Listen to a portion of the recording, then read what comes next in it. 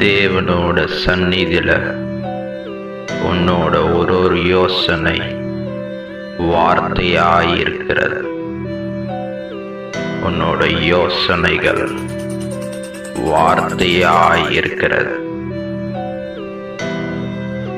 என் உட்கார்தலையும் என் எழுந்திருக்குதலையும் நீர் அறிந்திருக்கிறீர். என் நினைவுகளை தூரத்திலிருந்து அறிகிறீர்.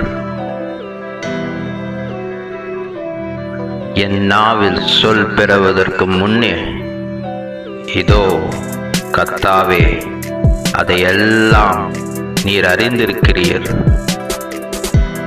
மனுஷர் பேசும் வீணான வார்த்தைகள் யாவையும் குறித்து நியாய தீர்ப்பு நாளிலே கணக்கு ஒப்புவிக்க வேண்டும் என்று உங்களுக்கு சொல்கிறேன்.